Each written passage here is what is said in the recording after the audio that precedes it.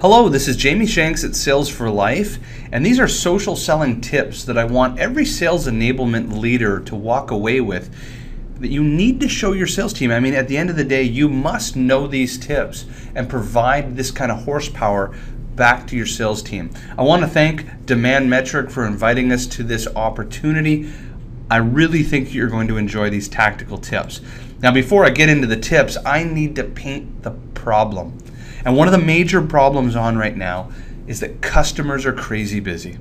They're not only crazy busy, but the average employee, and we're not talking a decision maker or a champion that you're trying to do a deal with.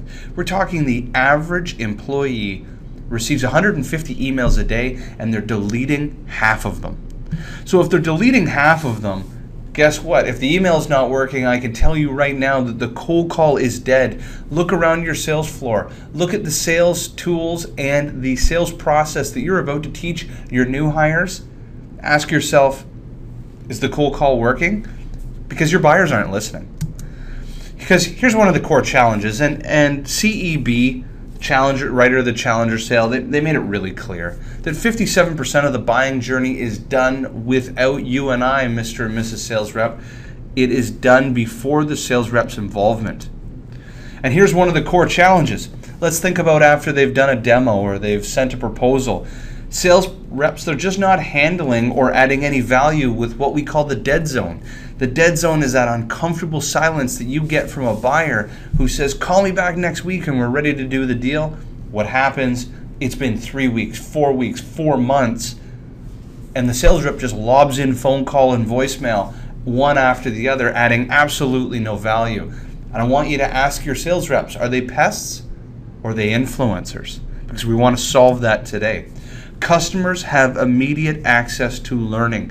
Whether you like it or not, your buyers are going to learn with or without you. They are downloading ebooks, they are watching webinars, they are reaching out to their peer-to-peer network, and they are going to find the most convenient suppliers. And what they're looking for are those that can add value. But guess what? I want you to pull up the LinkedIn profiles of your existing sales team. And most of your sales team is going to look like this, and they can't. The first is pretty scary. He's the sales professional that claims that he's 130% of plan. His territory are the New England states, and he made President's Club in 2011 and 2012. He is the no-value sales rep. But the second person is even scarier. What if you have a complex buying process and you sell multiple 5, 6, and 7-figure deals? Think about it. The deal's transaction size is worth far more than the person who's making decision, their salary. So think about it. If the deal goes awry, that person's job is in jeopardy. So what are they going to do? They're going to do due diligence, not only on your company, and of course they can figure that out from the website, but they're going to do due diligence on the sales professional. And what do they come across? LinkedIn. And when they get there, they find a sales professional that is sharing no content, seems to be adding no value into that community, and they're basically Mr. and Mrs. Incognito. How can you trust somebody with a $250,000 deal when you can't tell if they're an industry expert? So I'm going to be giving you some tips that are really going to help you run with social selling. And here are the tips that I want you to run with. The first one that I want you to go through. Now, I said that there's going to be 4. There's basically 2 core ones, and then there's some sub-tips within it. But the main tip, core number 1, is the job change alert. The job change alert, what we want to overcome is so many of your sales professionals, whether it's they're looking at their hot prospects or your account managers dealing with your existing clients, they're what's called single-threaded. Now, the average North American employee changes jobs every 3 years. They will change jobs 11 times in their career. It is an inevitability that your own clients, the decision makers that sign the front of the deal, the front of the check, they're going to leave that company. But what happens is your account managers or people that are assigned to name accounts, they only form relationships with, say, 1 or 2 people in a company.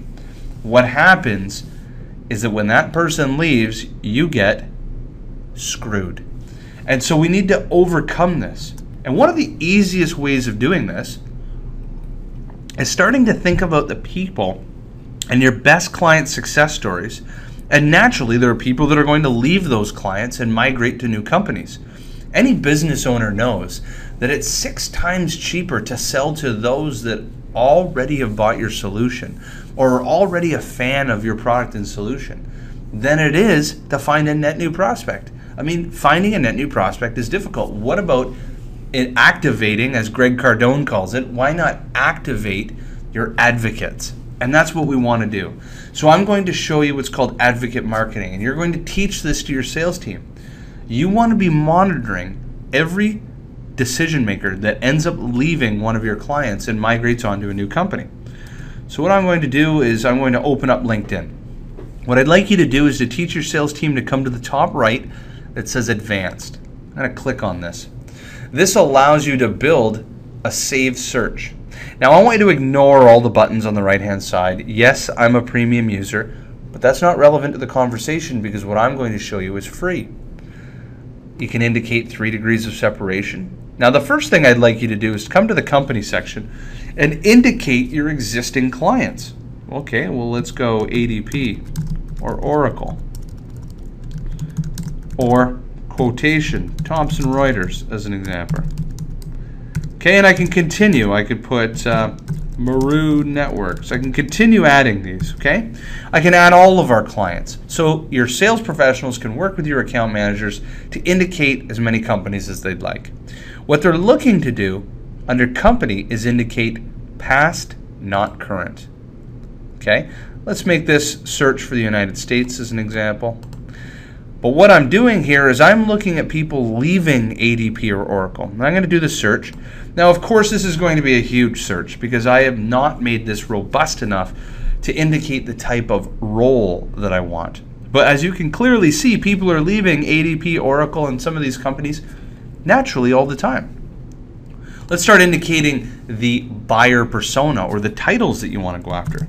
So I might want to go after directors or VPs or vice presidents. And I'm looking for sales. And what I'm looking for are those that are current. Okay? I don't want people that leave Thomson Reuters to open up a donut shop. I want people that leave my client and migrate onto another business as a decision maker. So I'm going to hit search now.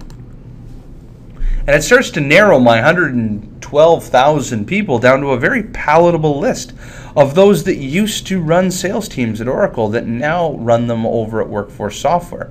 Used to run teams or work at Thomson Reuters and now runs a team at Avention. Okay? Now the real value here is not just this information, but to save this search. And as you can see, I already have one built for myself, and I could call this people leaving my clients. And I'm going to make this, as if you're a premium user, you get access to daily. If you're a non-premium user, if you're a free user, it's weekly and monthly. Well, let's save this search. What's going to happen is it's going to dynamically email you every time one of these changes happens. Now you're going to be first to be able to form relationships with your new opportunities based on the success you've already had. These people have been users of your products. They know what it's like to succeed and fail within the 4 walls of the company they left. And now when they get to the new company, you're going to be there to greet them. So let's come back to the presentation. I really want you to hone in on that particular tip. Show your sales team this. You should be monitoring where all of the employees, or especially those that have used your product, where do they go? Now tip number 2, and that tip that I showed you is going to roll into this tip because there are little sub-tips within this little sub-module that I've built for you. It's called the sphere of influence selling. And all that this is you're going to start building social leverage. Now, I want you to paint a picture in your mind. I want you to think of one of your top clients, okay? I want you to think of that success story, and I want you to drive a stake in the ground as if it's the center of the universe. Now, here's the challenge that sales professionals have. Here's what they typically do. They'll send an email to a prospect and they'll say, we've done business with Walt Disney, American Airlines, ExxonMobil, and Walmart. And they're trying to pitch Harley Davidson. And the person at Harley Davidson says, oh my God, they're just name dropping. This doesn't add any value to my business. Well, we want to change that, and we want your sales team to focus in on the sphere of influence around your existing success stories. Well, let's look at that. Say Vision Critical, which is a market research company out of Toronto, was your sphere of influence, or was your baseline, your client success story. The only people that care about that success story are those that work there today, used to work there, compete against them, sell to the same buyer persona. For them, it's VPs of marketing with customer insights in their title, and then their current vendors, partners, and clients. If I told that story to anyone outside of that circle, they just wouldn't care. So how can we actually solve that problem? Well, let's actually come to LinkedIn and let's look up your client. So let's look up Vision Critical under companies, okay? So when we look up their company page, we'll notice there's an opportunity on their company page that you've probably never noticed. And I'm going to come back to the deck so you can see what that opportunity is. I want you to think about the people that most care about the story of Vision Critical. It's the people that have taken the time to follow that company. These are people that compete against them. They are a vendor of that company. They sell into the same market. I mean, these people care about the news that comes out of that company's account. That's why they've taken a moment out of their day to follow them. Would it not make sense to dive into their 4,300 followers and indicate, well, who are these people? Such as their direct competitor, CEO Hotspec, Shane Skillen. Would it not make sense if you had a success story of Vision Critical to approach that teammate or that opportunity, leveraging the story of Vision Critical? Inside here, while not everyone is going to be a hot prospect, there'll be people that could introduce you into their company because they are the person that cares about the success of Vision Critical. Now here's a real life example. I mean, for us, we had a success story of XO Communications out of the United States. An XO Communications story we wanted to tell about the success that they've been having. Well, would it not make sense to tell that to people within their sphere of influence? And what that opened up a door for was opened up doors at Tata Communications, became a client, MTS Allstream became a client.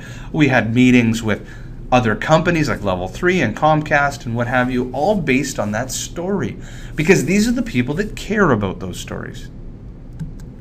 Now here's another tip, and it comes back to the one that we had talked about in the onset. And it was about leveraging past employees. Okay? I want you to come to advanced. And I want you to look up one of your existing clients. So let's actually use that same example. Say your client was Vision Critical. Okay? Would it not make sense to look up, and they are your success story, would it not make sense to use past not current in Canada as an example, and let's go title, director, or VP, or vice president, and I'm looking for sales. And I want to see if there's anybody that's left that company and now reports as a sales leader at a new company. And there's one. And if I were to lift this off of Canada and just put this as anywhere, let's go to anywhere and hit search. Maybe it will expand that list for me. Okay, so there's only one that has left the team, and I could continue to expand that past sales. Maybe I can go sales or marketing, perhaps, if I wanted to expand it. And of course, there's many, many ways that I could expand this search. Let's just see, again, if anything comes up. 27 of those that ran sales teams that now, okay, so now we have VP Client Development who has marketing in their title. We have a more robust list. Would it not make sense for me to approach these people based on the success you had with your client? This is a shopping list for you. These are prospects. They know what it's like to succeed at Vision Critical. They know how that could pertain to their new company over at Rubbermaid. These are the people that you want to start business development with. Now, one of the tips that I can give you is your sales team. This is a major challenge with sales teams. Sales teams usually make up anywhere between 10 and 20% of the workforce of the entire organization. So what happens is sales reps all connect with each other on LinkedIn. That's only making up 10 to 20% of all the potential contacts and connections that could be had at your corporation. The larger your company is, especially you as sales enablement leaders, you're usually employed at companies with hundreds or thousands of employees.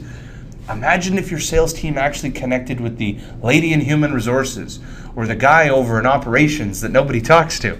I mean, the reality is they are next door neighbors to potential prospects. They're golfing buddies with one of the decision makers your company's trying to win a deal with. And that tip is really powerful because you can leverage introductions. Even free users can leverage introductions. So let's come and look up a prospect. I'm going to look up an individual, Brandon Cassidy, second degree connection as an example. As I pull up his profile, as a premium user, I have access to more introductions, but as a free user, I could come to this little arrow here, drop down, and I could get introduced. And what it's going to do is it's going to leverage the people within my network and stack rank them based on the connectivity and relationships. So would it not make sense to leverage Carolyn Betts, as an example, as my means of being introduced to Brandon Cassidy? So imagine unlocking all of the employees at your own company. And in fact, here's a success story for you that you could tell your team. This is a real-life example of Roy Hillard, and he works at Tata Communications. And what he realized is Tata Communications is a global company. And he had only been connecting with his, the sales reps on his own sales floor, as an example.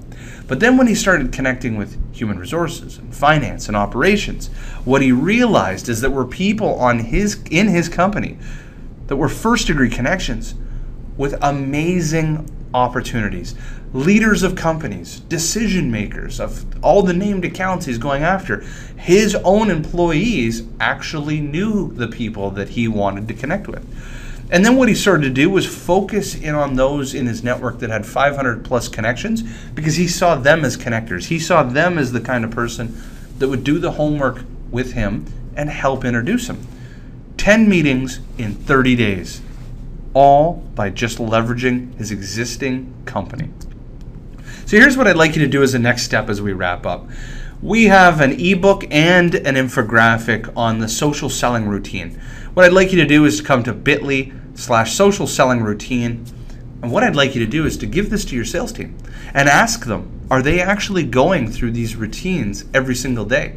I can tell you with empirical evidence of all the thousands and thousands of sales professionals we've trained that if they're not following these steps, they are absolutely missing out.